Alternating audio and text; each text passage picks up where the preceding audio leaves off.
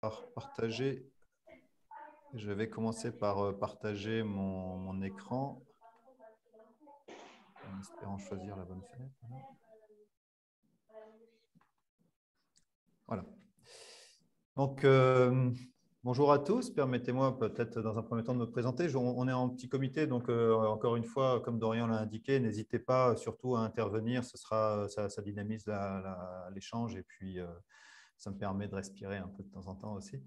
Mon nom est Frédéric Letellier, je suis l'associé fondateur avec Yann Jadis de la société Adexia. Adexia est une société d'accompagnement international qui est basée à Montréal et Toronto et qu'on a créée donc en 2006 avec Yann Jadis.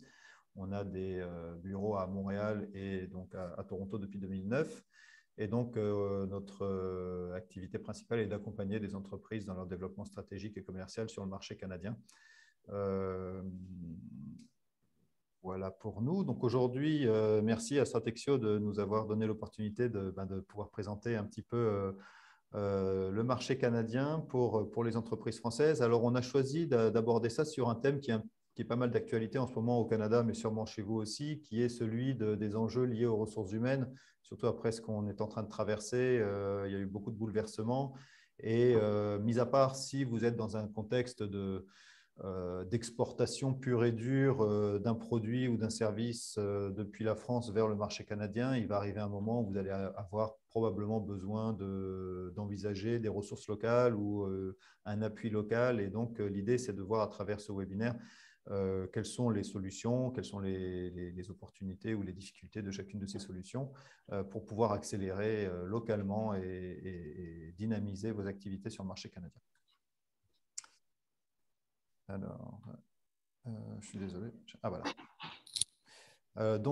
Bon, ça c'est le sommaire. On va commencer dans un premier temps par regarder un petit peu, faire un survol de l'économie canadienne pour ceux qui sont un petit peu moins familiers avec ce marché.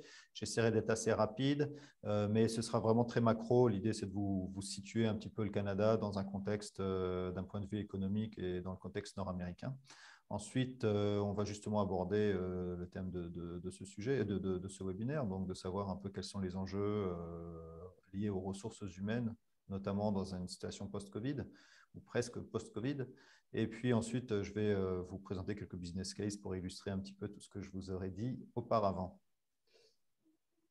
Voilà, donc on commence par une carte, hein, c'est assez classique. D'un point de vue démographique, le Canada est un pays de 38 millions d'habitants qui évidemment est situé au nord de l'Amérique du Nord, qui a une seule frontière avec les États-Unis de plus de 6000 km et donc qui est un pays qui est principalement un énorme pays, mais dont la population est principalement située sur une zone qui se trouve vraiment à la frontière au sud du pays et sur la frontière avec les États-Unis. On peut noter une grande disparité en termes de population en fonction des provinces. Donc, vous avez quelques détails là sur ces sujets-là. Donc, l'Ontario, qui est la province anglophone et qui est le poumon économique du Canada, qui représente quasiment la moitié de l'activité et de la population canadienne, compte pour 15 millions à peu près d'habitants. Et ensuite, le Québec suit avec 8,5 millions d'habitants. Donc souvent, quand on voit ça depuis la France, on s'imagine que le Canada, le Québec, c'est un petit peu là que ça se passe. Mais en réalité, c'est vraiment beaucoup en Ontario que ça se passe, peut-être moins pour les entreprises françaises, mais c'est beaucoup en Ontario que ça se passe d'un point de vue de l'activité économique canadienne. Ensuite, les autres provinces sont beaucoup moins peuplées, beaucoup moins densément peuplées, vous pouvez le voir, mais elles occupent la majorité du territoire. D'un point de vue de la francophonie, s'il y a un sujet qui peut nous intéresser, c'est un peu différent. On voit que le Québec compte 85% de sa population qui a le français comme première langue parlée officielle. Les langues officielles au Canada, c'est le français et l'anglais, donc c'est soit le français et l'anglais dans cette statistique. Mais donc 85% des Québécois parlent le français comme première langue officielle. Et la province qui suit derrière, c'est le Nouveau-Brunswick, la province juste à l'est du Canada, une des provinces des régions maritimes, qui compte pour 31%, ce qui est un taux assez important en fait. Et c'est dû au fait qu'au Nouveau-Brunswick, on a une population acadienne qui sont en fait les descendants des migrants de la Louisiane qui sont venus au Canada lorsque la France a vendu la Louisiane aux États-Unis. Et donc, c'est donc les descendants de cette population acadienne. Et la troisième population francophone donc au Canada, vous avez les Québécois francophones, vous avez les Acadiens et vous avez les Franco-ontariens, principalement dans l'ouest de l'Ontario, qui constituent, avec une population francophone aussi au Manitoba relativement présente, qui constituent les principaux viviers de francophonie sur le marché canadien. Partout ailleurs, et notamment, vous voyez qu'en Ontario, seulement 4% de la population est francophone comme première langue. Partout ailleurs, on est vraiment dans un environnement très, très anglophone. Quelques indicateurs clés pour faire une comparaison France-Canada. La superficie, c'est 20 fois la France, en gros, pour une population qui est moitié moins que la population française, et donc un écart en densité qui est assez flagrant, presque 4 habitants au kilomètre carré au Canada pour 122 habitants en France. Donc, on a de la place, on a beaucoup de place, et c'est ce qui caractérise un peu aussi la politique migratoire du Canada, puisqu'on est dans un pays qui a énormément de potentiel de développement en termes de foncier disponible, on va dire. Et donc, il y a une politique migratoire très, très forte qui encourage beaucoup l'enrichissement de la population par l'immigration. Les PIB sont comparables, grosso modo, ce sont des PIB de pays développés. Les taux de chômage sont aussi comparables. Alors là, j'ai mis les taux de chômage actualisés de septembre 2021. Donc, ce sont des taux de chômage qui commencent à rattraper les niveaux qu'il y avait en 2019. Et on voit qu'on est à peu près sur des taux équivalents aujourd'hui. Les salaires minimums, alors au Canada, les salaires minimums varient, sont de juridiction provinciale. Donc, chaque province va déterminer le salaire minimum de sa province. Et donc, ça varie grosso modo de 12 à 15 dollars de l'heure, puisqu'on exprime beaucoup les salaires minimums à l'heure en Amérique du Nord et au Canada. J'ai essayé de faire une comparaison avec le salaire minimum mensuel en France, qui est à peu près à 16 dollars de l'heure. Et donc, un taux de croissance, donc le taux de croissance de 2019, qui est le dernier taux de croissance avant Covid, était relativement satisfaisant, donc de 2%, 2,5% entre la France et le Canada. Bon, les taux de croissance 2020 sont impactés par la Covid, mais on s'attend déjà à une croissance très forte en 2021, je pense, dans les deux pays. Au niveau du taux de change, on est en ce moment dans une position, depuis quelques semaines, dans une position assez favorable pour les exportateurs français. Le taux de change a pas mal baissé. Il est traditionnellement dans une fourchette entre 1,45 et 1,50. Et là, on est plutôt donc 1,45 à 1,50 $ pour 1 euro. Et là, on est plutôt à un taux de 1,43, 1,42. Donc, vraiment dans une fourchette très, très basse actuellement. Donc, ce qui peut être un avantage pour les exportateurs français. Nos secteurs porteurs, donc on a une activité économique qui est très, très caractérisée d'une province à l'autre. Donc, au Québec et en Ontario, on est sur des activités très diversifiées et vraiment assez homogènes, hein, avec des gros pans d'activités industrielles, de haute technologie, des technologies d'information, de la santé biotech, automobile, transport, etc. Mais aussi, et ça c'est vrai pour l'ensemble du Canada, une très forte activité d'exploitation de ressources naturelles. Donc, au Québec, ça va être certains types de mines, ça va être l'exploitation de l'hydroélectricité. Ça peut être intéressant d'en parler 2 minutes. L'hydroélectricité, c'est 98% de la production d'énergie au Québec. Donc, notre électricité est issue à 98% d'énergie renouvelable. Et nous exportons des gros volumes d'électricité dans les autres provinces et aux États-Unis également. Donc ensuite, quand on se dirige vers le centre du pays, Manitoba et Saskatchewan, on est davantage sur des activités d'exploitation de ressources naturelles et d'agriculture. Le Canada est le premier producteur mondial de colza, ou le deuxième, dépendamment des années. Donc, une très, très forte activité d'exportation de colza, une très, très forte activité c'est le premier fournisseur et producteur de graines de moutarde aussi, accessoirement, et donc un très gros fournisseur de certaines grandes marques françaises qu'on connaît dans la région de Dijon. Mais bon, ça c'est anecdotique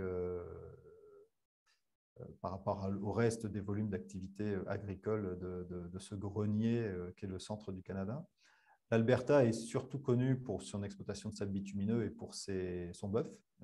Mais c'est vrai que l'exploitation de sable, bon, c'est un peu stéréotype, mais c'est vrai que l'exploitation de sable bitumineux et donc de pétrole à partir des sables bitumineux est très conditionne en fait le bien-être de cette province. Quand les sables bitumineux vont bien, la province va bien. Quand ça va mal, la province va mal. Et la Colombie-Britannique, on peut dire que c'est une province qui ressemble beaucoup à la côte ouest américaine, donc une exploitation quand même, là encore, de ressources naturelles parce que c'est commun à l'ensemble du Canada, et puis beaucoup d'activités liées aux technologies de l'information, à l'innovation, à la santé, aux nouvelles technologies, etc. Alors, on reste toujours très macro, hein. Alors, ce schéma, j'aime bien l'utiliser, même s'il n'est pas toujours très lisible, mais ça donne vraiment des idées de masse. Donc, ça, c'est la destination des exportations canadiennes. Donc, 75% des exportations du Canada partent aux États-Unis et le reste part dans le reste du monde. Et donc, la France est le 10e destinataire en fait, des exportations canadiennes. Derrière, bon, les États-Unis, la Chine, le Japon, le Royaume-Uni, l'Allemagne et quelques autres pays, la Corée du Sud, pour ne citer que. Donc ça montre là, d'une part, la très forte dépendance, même si celle-ci a tendance à se réguler petit à petit d'une année à l'autre, ou à s'équilibrer, mais la très forte dépendance encore aujourd'hui du Canada vis-à-vis de son voisin américain.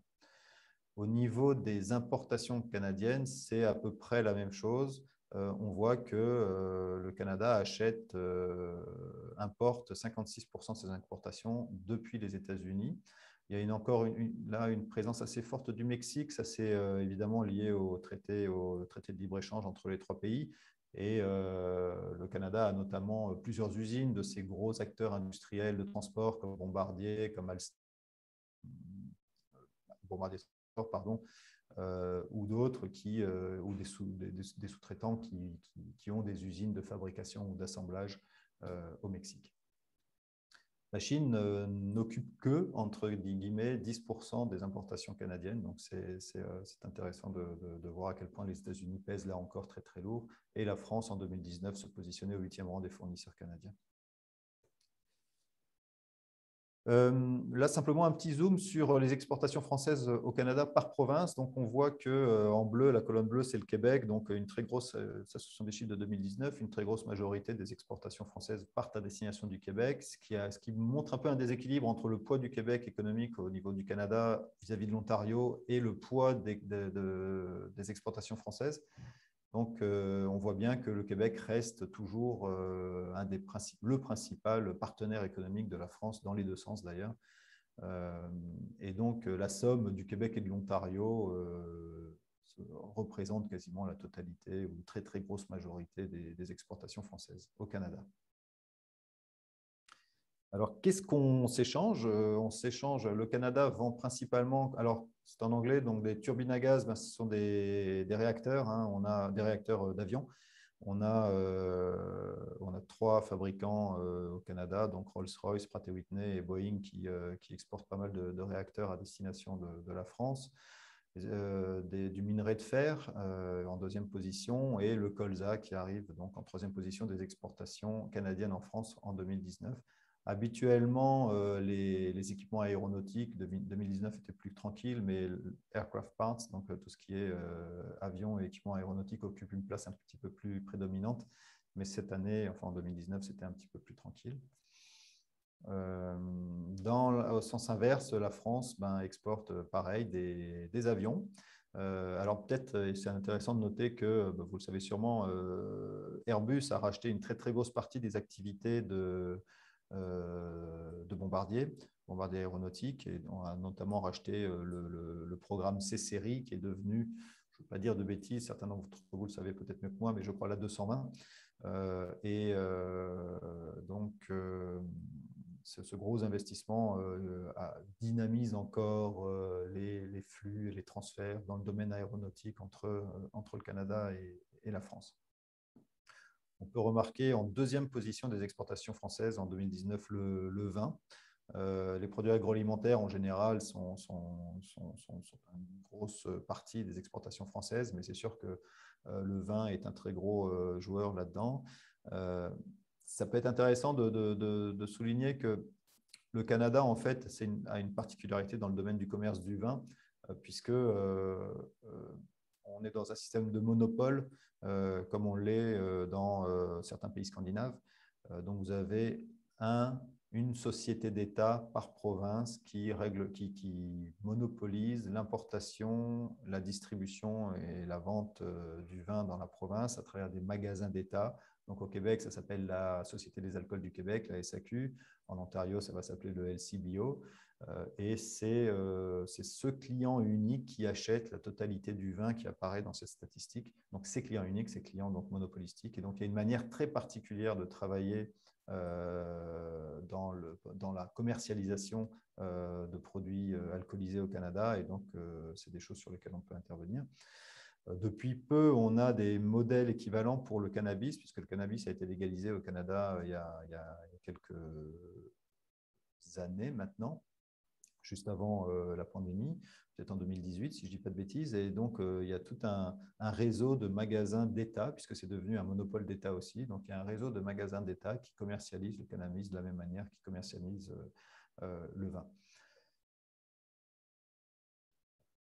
Voilà un peu pour la partie très macro. Je ne voulais pas perdre trop de temps sur ce sujet-là, mais si vous avez déjà des questions, n'hésitez pas, ou des réactions.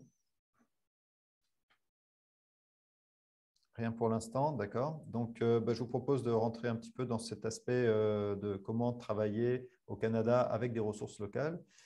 Donc, je reviens un petit peu sur le marché de l'emploi.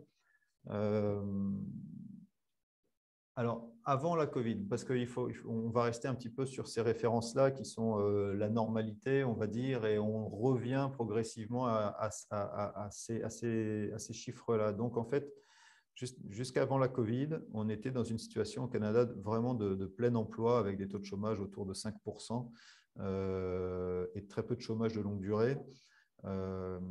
Donc, c'est une situation qui engendre bien sûr certains défis de tension au niveau de la main-d'œuvre.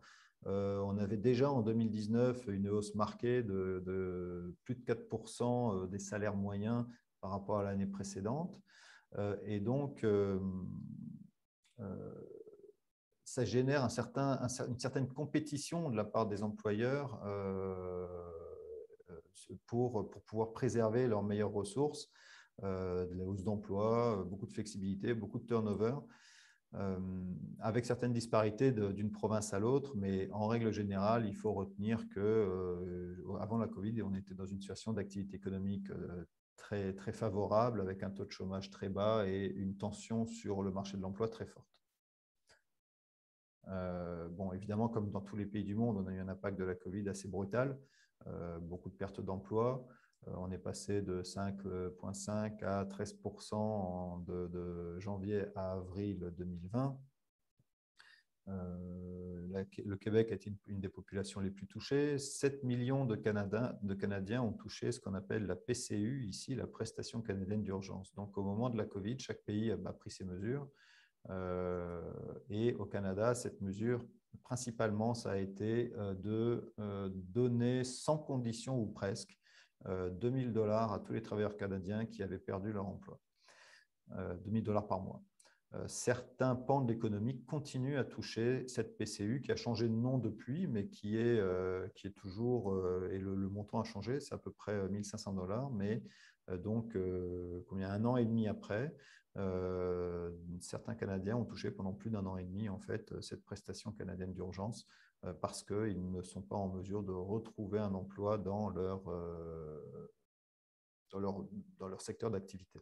Aujourd'hui, ça s'est maintenu surtout dans l'industrie du tourisme, de l'hôtellerie ou certains métiers de la restauration qui sont encore touchés, certains métiers de la restauration qui sont encore touchés, mais on est vraiment à la fin du programme. Depuis le début de la crise, 28% des Canadiens travaillent à domicile. On a vraiment eu là aussi un bouleversement très fort que vous avez connu évidemment en France et partout dans le monde, mais ici aussi, donc, on a eu ce bouleversement et cette réorganisation de la manière de travailler, donc avec 28% un travailleur sur trois qui a travaillé à domicile depuis le début de la crise. Des très grosses pertes dans certains pans de l'activité, 80% dans les métiers du montage de l'industrie aéronautique, parce que plus personne n'achetait d'avions, parce que plus personne ne voyageait. Donc ça a été... Et il faut savoir que dans les grands programmes aéronautiques, et plus largement au Canada, on a une flexibilité du travail qui est très forte. C'est très facile d'embaucher et de débaucher. Donc, notamment dans l'industrie aéronautique qui est très cyclique, quand on vend un programme d'avion, on a besoin d'énormément de monde, mais quand les ventes s'essoufflent, on a besoin d'alléger. Ici, au Canada, ça se fait de manière très facile. C'est assez facile de mettre fin à un contrat de travail. Et donc, les industries, quand elles ont vu que les ventes s'arrêtaient net, ont vraiment coupé drastiquement dans leurs effectifs. Bon, évidemment, le secteur de la restauration a pâti, 60% de perte d'emploi, 35% de perte d'emploi dans les activités d'entraînement physique et d'animateur, mais il y a aussi des impacts positifs sur les nombres d'emplois, donc dans l'informatique, évidemment, dans les métiers de chauffeur-livreur, tout le monde s'est fait livrer, et dans les pharmaciens, par exemple. Donc, en octobre 2021, qu'est-ce qui se passe aujourd'hui? Donc, comme on l'a vu tout à l'heure, 30% des travailleurs canadiens étaient encore en télétravail en juin 2021. Ça n'a pas beaucoup changé parce que le retour au travail est encore très progressif et beaucoup d'entreprises attendent que ça dépend des situations, mais vous avez par exemple des employés qui ne refusent d'aller au travail s'ils n'ont pas une garantie complète de ne pas exposer au risque, etc. Donc, il y a beaucoup d'attentisme par rapport au retour au travail et les grands employeurs ne prennent pas le risque de faire revenir trop vite leurs collaborateurs. Donc, on est aujourd'hui encore dans une situation où il y a énormément de télétravail. Les gens s'y sont très bien habitués pour la plupart. Quand on regarde un peu les sondages, une très grande partie, à peu près les 2/3 de la population, souhaite conserver une activité au moins hybride. Et je pense que c'est vraiment vers ça qu'on va se diriger. Un travail 2 jours, 3 jours, 2 jours à la maison, 3 jours au bureau ou l'inverse. Et chaque entreprise va s'organiser, mais définitivement, on ne reviendra pas à la norme pré-Covid et on va vraiment rentrer dans un monde très hybride au niveau du travail. Ça crée des tensions particulières, par exemple, les métiers qui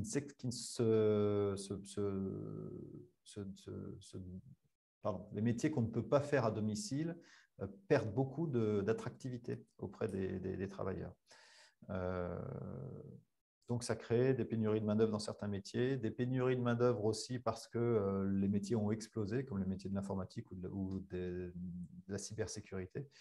Donc, il y a beaucoup de bouleversements au niveau des métiers. Donc, la fin des subventions salariales dans les prochains jours, on l'a vu. Et on a eu aussi un phénomène lié à cette Covid qui a beaucoup joué, c'est qu'on a eu un moratoire de l'immigration pendant quasiment un an. Je vous l'ai dit en début d'intervention, le Canada vraiment axe son développement économique en partie sur une politique migratoire forte. Et donc, ce moratoire à l'immigration en raison des risques sanitaires a vraiment impacté beaucoup la situation de la main-d'œuvre dans le pays. Alors, un exemple très clair de ça, c'est parce que ça peut être aussi de la main-d'œuvre temporaire. Et dans l'activité agricole, beaucoup des activités de plantation et de cueillette se font avec des main-d'œuvre d'Amérique centrale et d'Amérique du Sud qui, cette année, n'ont pas pu venir ou en tout cas pas dans les quantités habituelles, venir pour faire les récoltes et les semis. Et ça a généré une très forte baisse de la production de fruits et légumes au Canada pour cette simple raison d'enjeux migratoires. Alors, donc, je voulais discuter avec vous de comment, en tant qu'exportateur français ou entreprise française, vous pouvez travailler avec des collaborateurs ou avec des ressources humaines locales au Canada. Il y a deux manières de le faire, avec une filiale ou sans filiale. Alors, ça peut être une question qui vous semble une approche peut-être pas forcément habituelle de la manière dont on s'interroge sur comment développer des affaires dans un pays. Mais en réalité, par rapport à l'Europe, à laquelle vous êtes sûrement plus habitué, en Europe, vous avez les accords européens qui font en sorte que la question ne se pose même pas. Vous pouvez recruter, en vous détacher ou envoyer temporairement un travailleur, un collaborateur, sans même se poser la question dans tous les pays de l'Union européenne. Mais au Canada, ça ne se passe pas comme ça. Il y a des règles, il y a des limites, il y a des conditions. Et donc, la situation est un petit peu différente. Donc, pour avoir recours à des ressources canadiennes ou françaises au Canada sans filiale, vous avez plusieurs options. Hein. Vous avez l'option d'avoir un agent commercial. Bon, ça, c'est vraiment l'amont amont, c'est-à-dire une personne que vous allez, vous savez ce que c'est tous un agent commercial, une personne que vous allez donc, à qui vous allez confier la représentation commerciale de vos pays sur le marché, avec ses avantages et ses inconvénients. Bon, les avantages de l'agent commercial, c'est qu'il est disponible rapidement, il connaît le marché, il a son réseau, etc. L'inconvénient majeur, c'est que vous n'êtes pas son seul fournisseur et il ne va pas travailler à temps plein pour vous. Et s'il a des partenaires avec lesquels il fait plus d'argent, ben, il va surtout déployer son effort à développer les produits et les ventes de ce partenaire-là.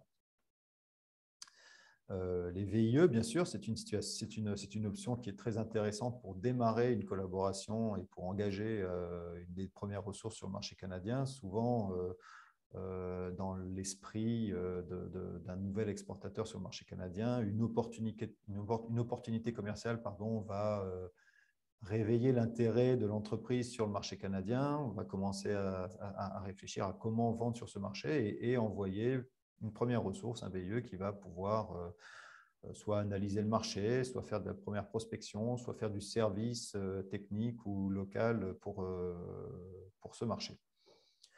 Donc, c'est une solution économique, c'est une solution qui aussi est éligible à aujourd'hui certains programmes de relance, hein, chèque relance export, chèque relance VIE, etc. Donc, en termes de coûts, c'est un avantage fort, c'est bien sûr. Il y a des limites au VIE, des limites d'un point de vue de la maturité, parfois, même si on a d'excellents collaborateurs, hein, d'excellents VIE, mais des limites à l'ancienneté ou à la maturité du VIE, le fait qu'ils ne connaissent pas forcément le marché, que ça prenne un petit peu de temps d'adaptation. Et puis, c'est limité dans le temps. Vous avez un VIE pour 2 ans. Après, il faut forcément faire une conversion d'une manière ou d'une autre. Nous, on fait de l'hébergement de VIE. C'est sûr que quand vous envoyez un VIE seul dans un pays, c'est différent que quand vous l'envoyez dans votre filiale. Si vous n'avez pas encore de filiale qui se retrouve tout seul dans un pays, bon, ben, les enjeux d'adaptation, d'intégration, d'efficacité, de productivité sont différents. Le portage salarial, alors ça, c'est une option qui est intéressante donc dans le cas pour avoir recours à des ressources sans filiale. Donc, c'est l'idée d'avoir un collaborateur avec un contrat de travail canadien sans avoir à constituer la filiale qui porte ce contrat de travail. Donc, nous, on fait du portage, on n'est pas les seuls, mais on vous propose du portage, c'est-à-dire qu'on va recruter pour vous un collaborateur canadien ou français avec un permis de travail au Canada sur le payroll de notre compagnie et on vous refacture les frais afférents et nos honoraires pour ce service-là. Et donc, ça permet de proposer à une personne un contrat de travail canadien et de bénéficier de l'ensemble de la couverture sociale canadienne telle qu'elle existe pour tous les collaborateurs canadiens, tous les travailleurs canadiens, pardon.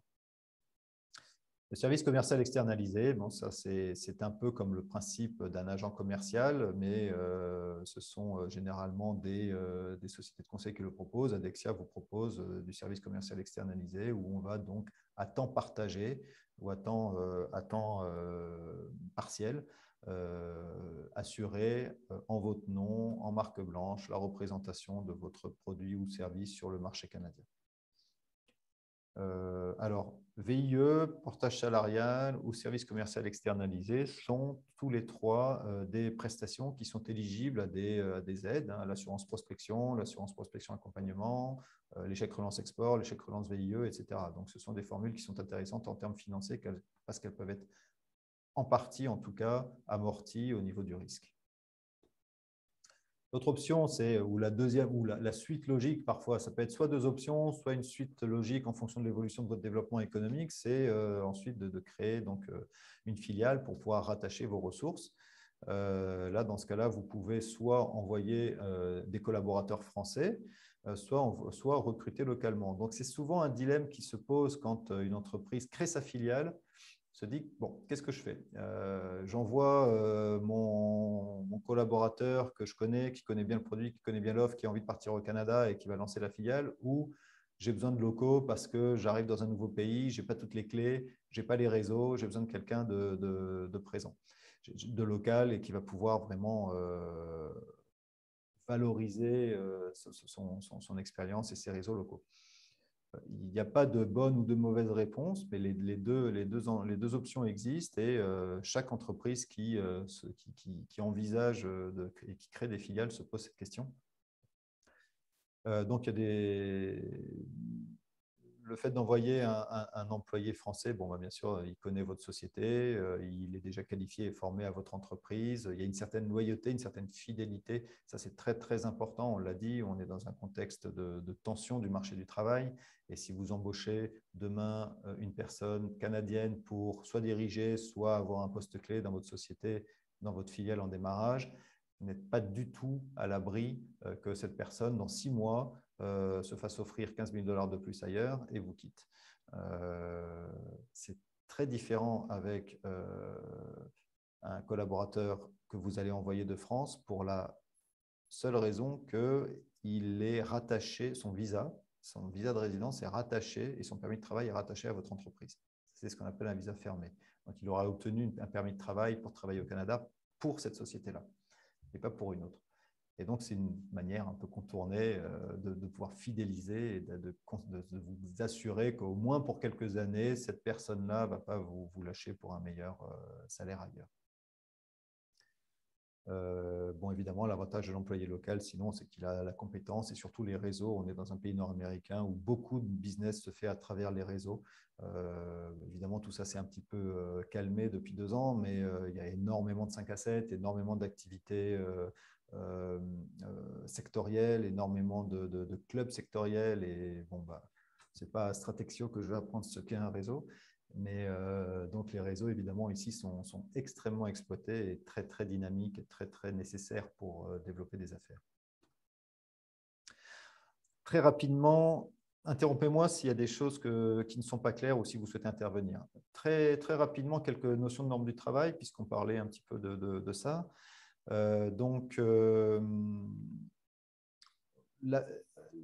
Ce qu'il faut retenir, c'est qu'il y a une flexibilité très forte du travail au Canada. Donc, évidemment, le travail est normé par des règles. Ces règles sont provinciales, elles changent d'une province à l'autre. C'est la Commission des normes du travail au Québec qui détermine les conditions minimum de travail canadien. C'est l'équivalent dans les différentes provinces qui détermine ça. Ces commissions et ces normes du travail, contrairement à la France où vous allez avoir 3 chapitres, 3 volumes de 300 pages de règles du travail, elles tiennent quasiment dans une page, elles déterminent les minimums légaux, minimum des congés payés, minimum des salaires, minimum de préavis, principalement. Et ensuite, un certain nombre de règles en cas de litige. Au-delà de ça, c'est le contrat qui va déterminer le reste de ce que vous allez prendre comme disposition avec votre partenaire, avec votre collaborateur. Donc, c'est très important d'être attentif à la manière dont vous rédigez votre contrat de travail. Alors, quelques notions. Au Canada, encore aujourd'hui, même si on parle d'une 3e semaine, le minimum, c'est de 2 semaines de congés par an, 2 semaines de congés payés par an. La majorité des entreprises appliquent ce minimum, même si aujourd'hui, encore une fois, avec la tension qui existe sur le marché du travail, on est parfois plus généreux que ces normes-là. On a droit à une 3e semaine après 3 ans d'ancienneté. Au niveau du salaire minimum, bon, ça varie selon les... Excusez-moi, j'avais une hésitation. Je pense que c'est après 5 ans d'ancienneté la 3e semaine, mais je ne veux pas vous dire de bêtises. Au niveau du salaire minimum, donc il est déterminé selon les provinces, et les préavis sont dans les 2 premières années, le préavis minimum est de 2 semaines. C'est-à-dire que si vous avez un employé depuis moins de 2 ans dans votre société, vous pouvez lui donner un préavis de 2 semaines pour terminer son travail, sans justificatif particulier. Lui aussi a droit à un préavis de 2 semaines pour quitter et il ne s'en prive pas quand il se fait proposer un job ailleurs.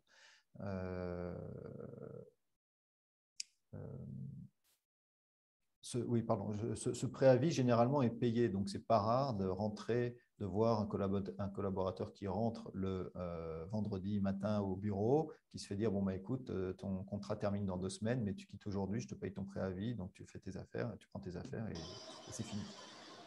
Voilà, donc ça c'est quelque chose qu'on voit quand même assez fréquemment, c'est pas juste dans les séries télé que ça arrive. Oups, pardon. Voilà, je pense que j'ai à peu près dit ce qu'il fallait sur ce sujet. On a un système de prélèvement à la source depuis longtemps. Je sais que vous avez démarré ça il y a 1 an ou 2 en France. Donc, on a un système de prélèvement à la source des salaires et les coûts salariaux sont d'environ 10%. Donc, les cotisations sociales de l'employeur sont d'environ 10% du salaire brut, ce qui est beaucoup plus bas qu'en France. Voilà, donc comme on l'a dit beaucoup, aujourd'hui, on est dans une situation où il faut beaucoup fidéliser ses collaborateurs. On a vu qu'en 2019, les salaires moyens avaient augmenté de plus de 4% déjà. Ils ont encore augmenté en 2021. On prévoit des augmentations fortes en 2022. Donc, juste sur ces 3 années-là, on est quasiment sur plus 10% d'augmentation de salaire moyen, ce qui est énorme. Pourquoi? Parce qu'il y a cette tension et cette tension sur le marché du travail.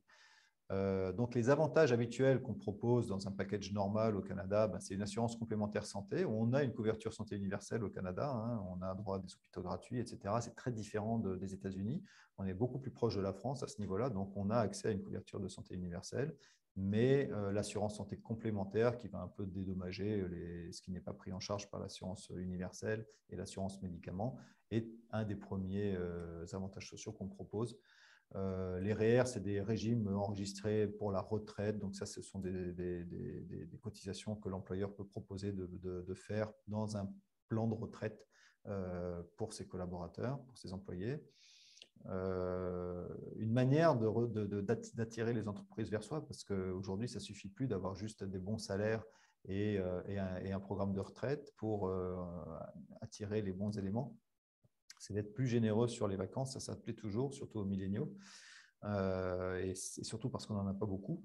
Sachez que vous êtes habitué à 5 semaines comme un minimum syndical en France, mais ici, 5 semaines de congé, ce serait considéré comme très généreux. Donc ça peut être assez indolore dans l'esprit d'un Français de proposer 5 semaines de congé de vacances, 5 semaines de congé par an, pardon, et c'est un argument qui sera assez bien pris par un collaborateur. On voit de plus en plus apparaître, même dans des plus petites entreprises, des programmes d'aide aux employés. Donc, c'est des interfaces avec accès en ligne, avec de la prise en charge psychologique, sociale, sportive, bien-être au travail, etc. Le bien-être au travail est un élément très, très puissant, très, très fort, hein, surtout, encore une fois, auprès des milléniaux qui constituent la majeure partie des gens qui sont embauchés en ce moment. Être ouvert au travail hybride, bon, ben ça, je pense que la question ne se pose plus. Flexibilité des horaires, du coup, on n'est plus dans un 8 à 5. Et faire un effort sur les conciliations travail-famille sont des facteurs vraiment très, très importants aujourd'hui. C'est vraiment plus le confort que le plan de carrière aujourd'hui qui va motiver un Canadien à travailler avec vous. L'image que vous voyez à côté, ça c'est l'image de nos bureaux. Donc on a on est dans un nouveau bâtiment et on a la chance d'avoir sur le toit du bureau une patinoire au 7e étage avec une vue panoramique sur Montréal. Et cette patinoire, l'été, est convertie en terrain de basket et ce n'est qu'un des éléments qui est proposé par cet édifice aux entreprises qui l'occupent. Donc, ça illustre un petit peu les efforts que doivent faire aujourd'hui les entreprises pour pouvoir attirer des collaborateurs chez eux. En termes de mobilité, il y a des éléments un peu de base qui sont importants de maîtriser. Donc, comme on le disait, on n'est pas en Union européenne, ça prend un certain nombre de démarches pour pouvoir envoyer un collaborateur au Canada, et notamment un permis de travail. Alors, le permis de travail, évidemment, est différent du permis de séjour. Un permis de séjour, c'est un visa de touriste. Quand vous arrivez au Canada, vous avez un tampon sur le passeport, donc vous n'avez absolument pas le droit de travailler d'aucune manière, rémunérée ou pas, avec ce tampon, à moins simplement d'être en voyage d'affaires, évidemment.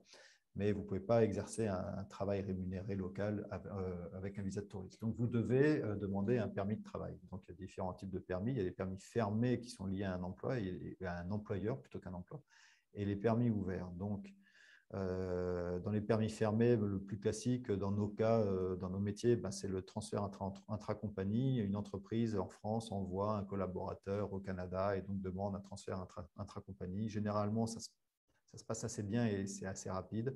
Il n'y a pas trop de contraintes par rapport à ça. Les jeunes professionnels ou expérience internationale Canada sont des visas aussi qui sont assez souvent utilisés, notamment pour les VIE. Excusez-moi, vous avez les permis de travail temporaire. Bon, il y a différentes formules, je ne vais pas passer à travers tout, mais sachez que tous ces permis sont des permis fermés. Ça veut dire que c'est la plupart des permis auxquels vous serez confrontés quand vous allez vouloir envoyer un collaborateur au Canada. Ce sont des permis qui sont rattachés à l'employeur, au nom de l'entreprise. Donc, une fois que si l'entreprise met un terme au contrat de cet employé, il perd son permis. Les familles de ces gens-là peuvent accompagner, donc les femmes, enfin, mari, femme ou enfants, peuvent accompagner donc ces porteurs de permis. Et eux, par contre, ont un visa ouvert, donc un permis de travail ouvert qui leur permet de travailler où bon leur semble. Les visas ouverts, ben, c'est les demandes de résidence, où, comme je vous le disais, le conjoint ou la conjointe d'un titulaire d'un permis fermé peut bénéficier d'un permis ouvert. Les PVT, les permis vacances-travail, sont des permis ouverts aussi. C'est des programmes qui s'adressent aux jeunes, et qui permettent d'avoir une expérience de travail au Canada. Il existe certains programmes provinciaux, notamment à l'extérieur du Québec, parce qu'au Québec, on a quand même déjà une très, très forte demande, mais il y a des programmes notamment pour favoriser l'immigration francophone dans les autres provinces, qui vous permettent assez facilement, dès lors que vous êtes francophone, d'obtenir un permis de travail et de résidence dans certaines provinces. Et les délais, c'est très variable, ça va de quelques semaines à plusieurs années, dépendamment de ce que vous demandez. Le 7 septembre de cette année, donc, le Canada a réouvert ses frontières internationales. Donc, on peut voyager sans motif discrétionnaire au Canada depuis le 7 septembre. Voilà en gros ce que je voulais échanger avec vous sur le côté ressources humaines. Donc, très rapidement, je ne sais pas combien de temps il me reste. L'heure n'apparaît pas, mais est-ce que j'ai… 17h45. Ok, merci. C'est parfait, on est à peu près dans les temps. Donc, quelques études de cas. Donc, ça, ce sont des clients qu'on a accompagnés dans différentes situations. Donc, Isograd, c'est une société française, technologie d'information, qui propose un système qui s'appelle le TOSA, qui est un peu l'équivalent du TOEFL en anglais, mais qui s'adresse aux compétences informatiques. Donc, c'est une manière d'harmoniser, d'uniformiser les compétences informatiques, soit de bureautique, soit pour de la programmation, par exemple, qui s'adresse à des universités ou pour des employeurs, pour des CV, etc. Donc, cette société a souhaité démarrer au Canada. Ils avaient un premier client remote canadien, qui a acheté à distance la solution, et du coup ils ont souhaité justement envoyer un VIE. Donc la première démarche a été donc d'envoyer un VIE rapidement en 2016. En 2018, à la fin du mandat, le VIE a été recruté. La société a créé une filiale pour porter ce VIE qui est resté dans la société. On s'est occupé donc derrière de la création de la filiale et de son hébergement. Entre-temps, la filiale est partie à Toronto et on a nous-mêmes fait 3 recrutements locaux pour compléter l'équipe de la filiale. Donc, en 4 ans à peu près, la société est partie d'un démarrage de VIE à une filiale de 4 personnes, dont un Français et 3 collaborateurs canadiens. Aujourd'hui, on est à 4 collaborateurs recrutés localement. Donc, il y a une conversion un peu… D'abord, on commence par une personne qui vient du sérail, et puis petit à petit, la filiale devient autonome et a sa propre existence avec ses ressources canadiennes. Alcatel Submarine Networks, c'est une filiale d'Alcatel qui pose des câbles sous-marins. La société a remporté l'année dernière un contrat pour poser un câble sous-marin pour relier la fibre optique à 5 communautés autochtones de la baie James. Donc, c'est 2000 km de câbles que la société a fabriqué et a ensuite installé à partir d'un bateau câblier dans la baie James. Et ça s'est passé cet été. L'enjeu pour cette société, c'était que, étant donné que le chantier durait plusieurs mois, l'ensemble des marins du navire devaient avoir un permis de travail temporaire. Et donc, on s'est occupé de gérer l'instruction et avec nos collaborateurs qui sont spécialisés dans ces domaines, dans ces questions d'immigration, de gérer, d'une part, d'évaluer quelles étaient les contraintes réglementaires, parce que ce n'était pas très, très simple. 6 nationalités, 4 employeurs dans les eaux territoriales canadiennes. Est-ce qu'il y avait une juridiction provinciale ou pas? Quelle est la distance des eaux territoriales à partir desquelles est-ce que les marins mettent pied à terre, etc. Donc, tous ces éléments-là ont dû être pris en compte pour déterminer quels étaient les besoins en termes de permis de travail pour ce projet.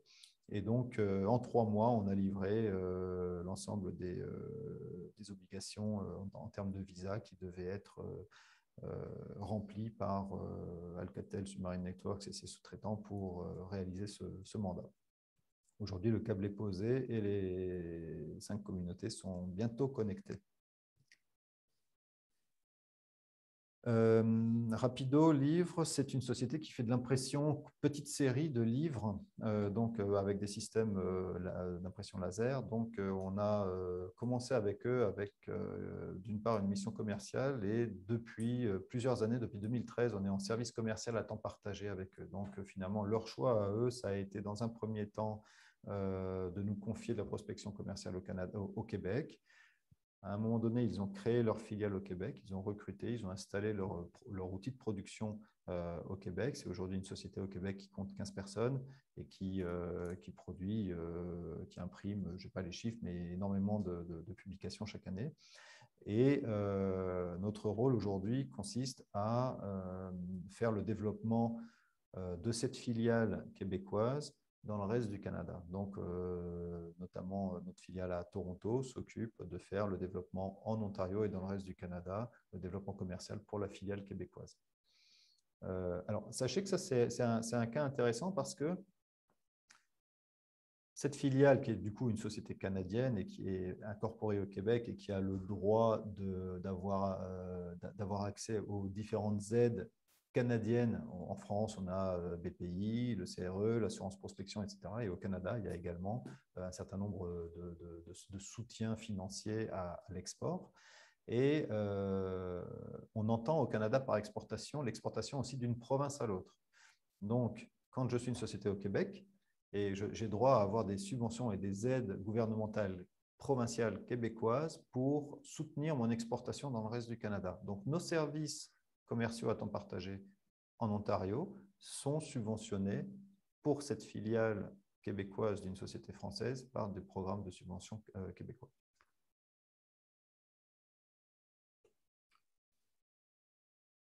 Rapidement, un exemple de portage salarial. Steeple, c'est une société qui fait des outils de communication pour les entreprises, un peu en forme intranet, à travers des applications mobiles et des tableaux tactiles. Et donc, cette société a perçu une opportunité commerciale sur le marché canadien en 2018, a décidé de recruter un collaborateur qui souhaitait s'y rendre. Et donc, la société n'avait pas de raison particulière de créer une filiale en plein, mais le collaborateur ayant son visa de travail canadien, nous avons recruté cette personne et on a assuré son portage sur le marché canadien pour la durée de sa mission.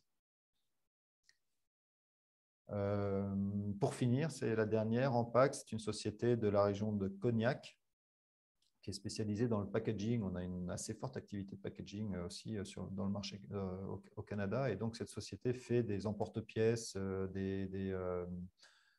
enfin un certain nombre de pièces qui servent à faire le cartonnage et les découpes des packaging, notamment de produits cosmétiques, de boissons alcoolisées, de cognac, etc. en France et d'autres produits ici. On a commencé avec cette société par une mission commerciale. Cette mission commerciale a conduit à un projet d'acquisition. Donc, on a eu un premier mandat d'acquisition en 2000. Je vais tricher, je vais regarder mes notes, en 2017. D'une première société industrielle canadienne, québécoise, qui faisait des produits équivalents à ceux d'Ampac. Cela associé a conduit à une deuxième acquisition en 2019 d'un produit complémentaire. Et aujourd'hui, de la même manière qu'on le fait pour la société Rapido, dont j'ai parlé plus tôt, on assure le développement commercial de cette société sur le marché ontarien pour ces deux filiales-là. Alors évidemment, je n'en ai pas parlé parce que ça aurait été trop long, mais il y a aussi la possibilité, pour avoir recours à de la main-d'œuvre locale, et pour accélérer son développement commercial au Canada, de réfléchir à l'option d'une acquisition qui est parfois une option plus rapide que de démarrer un projet, une filiale et un développement commercial from scratch. Vous achetez un marché, vous achetez un savoir-faire, vous achetez des ressources humaines, parfois des licences ou d'autres assets qui vont accélérer votre développement sur le marché canadien. Je pense qu'on arrive au bout. Donc, Dexia, je me suis déjà présenté tout à l'heure, donc on va peut-être passer rapidement là-dessus. On est ravis d'être accrédité Stratexio, membre aussi du groupement Globaliance, qui est donc un regroupement d'experts en accompagnement à l'international que je pense certains d'entre vous connaissent déjà. Et avec un certain partenaire que vous pouvez lire ici. Nos services, services traditionnels d'accompagnement international, des services d'analyse, des services terrain et des services de consolidation à travers l'implantation, du portage, un certain nombre de services que j'ai pu évoquer aujourd'hui. Donc, je ne veux pas trop revenir dessus. Si vous avez des questions sur nos services, ça me fera plaisir de vous en discuter avec vous. Voilà, je vous remercie pour votre attention. Même si je ne pouvais pas vous voir, j'espère que voilà, que ça a pu être intéressant pour vous. Et évidemment, bien sûr, je serais ravi de répondre à vos questions. Super, merci Frédéric pour ta présentation hyper précise, hyper complète. Donc voilà, n'hésitez pas à ouvrir vos micros, poser vos questions ou par le chat, peut-être pour avoir des précisions sur certains points, peut-être sur vos secteurs d'activité. Voilà, n'hésitez pas, Frédéric est là pour répondre à toutes vos questions. Dans tous les cas, moi, je vous enverrai la présentation et les coordonnées de Frédéric si vous souhaitez aller plus loin pour échanger peut-être plus dans le détail et plus longuement avec lui. Donc voilà. Alors, au niveau des secteurs d'activité, j'ai vu peut-être, si tu permets, Bien sûr, oui. J'ai vu que dans la liste des entreprises, il y avait une société qui était dans le domaine agricole et les fertilisants, je crois, ou en tout cas dans le domaine agroalimentaire, pardon. Mais ce que je voulais dire, c'est que il y a un très, très gros secteur agricole au Canada, dans l'équipement agricole, dans les technologies agricoles, dans les technologies de l'information liées au monde agricole, dans évidemment les cultures, dans l'élevage, dans les technologies d'élevage, dans les matériaux d'élevage, dans l'alimentation animale. C'est un secteur qui est très porteur, sur lequel on a travaillé plusieurs fois. Je le précise parce que ce n'est pas forcément toujours le premier qu'on met en avant. On parle souvent de l'aéronautique, l'automobile, l'industrie du transport ou les technologies de l'information. Mais le domaine agricole est vraiment un domaine très, très fort ici au Canada. Et il y a beaucoup de choses à faire et on est intervenu sur plusieurs dossiers récemment dans ce secteur-là. Super. Je reconnais aussi une entreprise de Stratexio qui est dans le secteur de l'eau et des traitements de l'eau. Peut-être tu as des petites choses à dire sur ce secteur ou... Oui. Alors, oui, voilà. Oui. Bonjour tout le monde. Bonjour Abderrahmane. Oui, je remercie pour la présentation, l'introduction. Je vais peut-être me présenter parce qu'on est dans le traitement de l'eau, mais pas d'eau, je dirais des eaux usées domestiques. Nous sommes spécialisés dans le traitement des eaux industrielles. Donc tout ce qui est agroalimentaire, les industries du luxe, toutes les industries qui produisent des eaux, je dirais, issues de leur traitement, de leur production, et aussi essentiellement du traitement des lixivias, essentiellement le déchet au Canada, il est enfoui, et du coup produisent un liquide qui nécessite un traitement. D'ailleurs, ces derniers temps, c'est un domaine qui a effrayé beaucoup de, je dirais, la presse par des marchés ou des réalisations qui se sont mal passées, qu'ont fait le tribunal. Donc le Canada, pour nous, présente vraiment un intérêt particulier parce que on peut exporter ce savoir-faire et avec quelques recherches, je n'ai pas trouvé d'essayer des entreprises équivalentes ou un savoir-faire équivalent. Voilà. C'est juste pour compléter l'introduction, Frédéric. Merci. D'accord. Alors, dans le traitement de l'eau ou des effluents ou des boues, la première chose à vérifier, c'est la réglementation, parce que souvent, l'opportunité vient de la réglementation. Si la réglementation n'est pas aussi contraignante qu'elle l'est en France, par exemple, ou en Europe, parfois certaines technologies qui ont été mises en place en France ou en Europe parce que la réglementation est contraignante et parce qu'on oblige les industriels à traiter d'une certaine manière leur boue, est moins pertinente ici si cette réglementation n'est pas encore en vigueur. Donc, et ça, c'est vrai pour certains des dossiers qu'on a dans ces domaines environnementaux. Parfois, c'est la réglementation qui va faire la différence. Par exemple, dans l'industrie textile, si vous êtes dans les eaux industrielles, vous devez le savoir, dans l'industrie textile, avec les différents traitements qu'on met sur les tissus, les eaux de lavage sont très polluées. Et il y a des réglementations très, très strictes en Europe pour le traitement de ces eaux de lavage. Et on s'est posé la question, alors je n'ai pas la réponse parce qu'on n'a pas encore engagé la démarche, mais on s'est posé effectivement la question pour certains partenaires, pour certains prospects, de savoir quelles étaient les réglementations, notamment dans les buanderies ou même dans les industries textiles elles-mêmes, pour savoir s'il y avait un marché finalement ou pas pour cette expertise de traitement de l'eau. Donc, c'est vrai que… alors, si vous permettez, je vais arrêter mon partage d'écran, comme ça on pourra se voir un peu plus. Excusez-moi.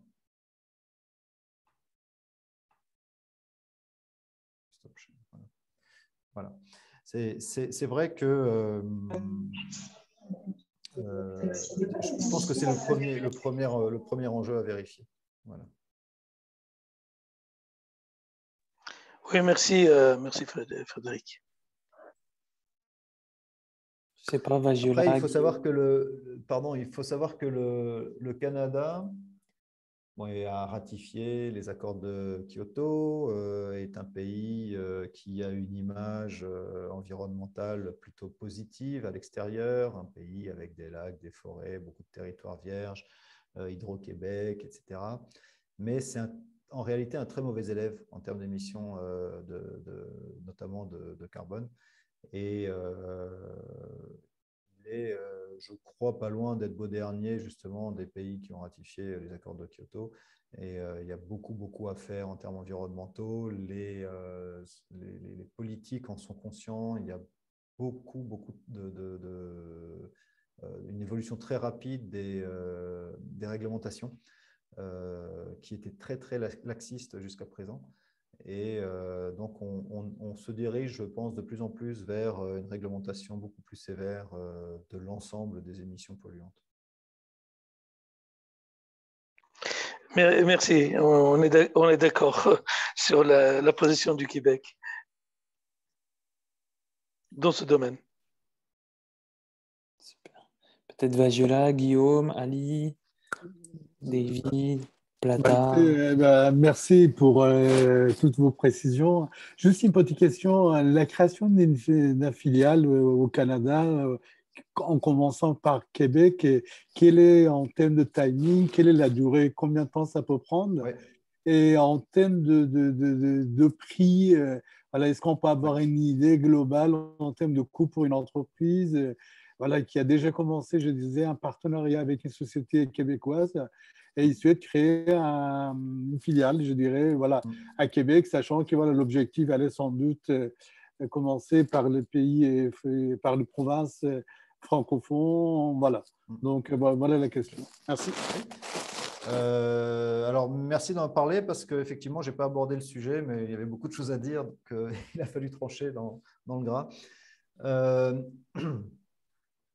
Alors, créer une filiale au Canada, c'est très facile. Ça va vite. Les délais, c'est en réalité, les délais administratifs, c'est de l'ordre de quelques heures. C'est un peu plus lent, bien sûr, parce que bon, il y a un certain nombre d'échanges d'informations, etc. Mais le délai réel de création, ça se fait en ligne, c'est très, très, très rapide. Il y a des coûts administratifs liés à ça, donc des coûts incompressibles, hein, de quelques centaines de dollars. Et généralement, vous allez faire appel à un avocat pour créer votre filiale qui va vous charger ses honoraires de quelques heures pour la création de la filiale. Donc, le coût global n'est pas très, très élevé. Ce n'est pas du tout prohibitif, en fait.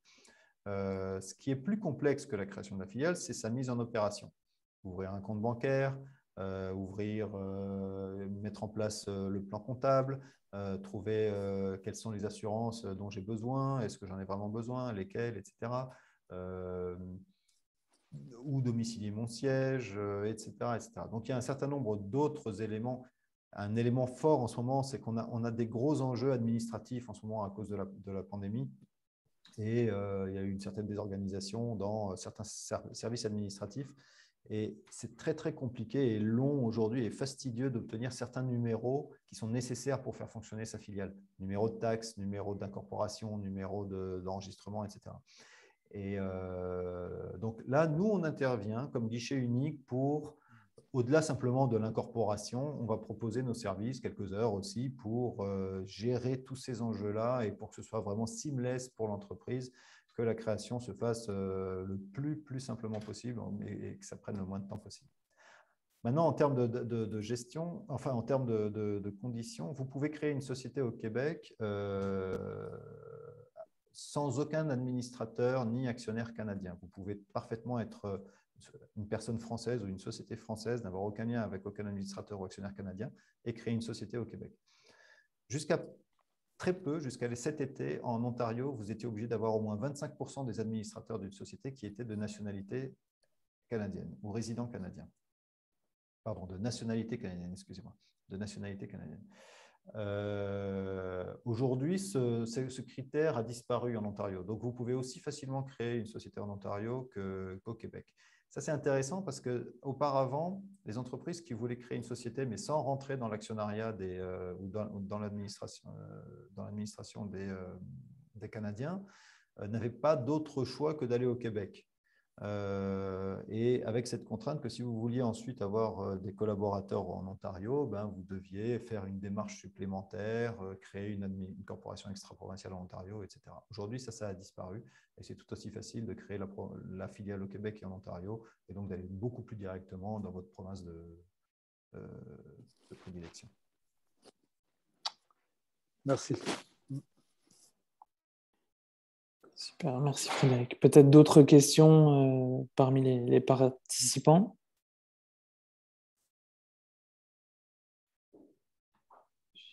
Je n'ai pas l'impression, Frédéric. Donc, de toute manière, je vais faire un mail de remerciement avec tes contacts. N'hésitez pas à prendre attache avec Frédéric. Il se fera un plaisir de répondre à vos questions et de discuter avec vous. Je te remercie vraiment vivement, Frédéric, pour la précision et le contenu de ta présentation. C'était super intéressant. C'est vrai que le Canada, c'est une belle destination pour le business. Donc voilà, j'espère que nos entreprises françaises ont entendu le message et vont se développer au Canada. Donc voilà, sans plus attendre, je vais vous laisser clôturer ce webinaire. Nous, on se retrouve le 18 novembre pour un webinaire sur l'intelligence économique et la veille stratégique. Donc voilà, merci à tous les participants. Merci à toi, Frédéric, pour ta présentation. Merci beaucoup. Et à très bientôt. Avec plaisir. Bonne fin de journée à tous. Au revoir. Merci, au revoir. Merci, au revoir.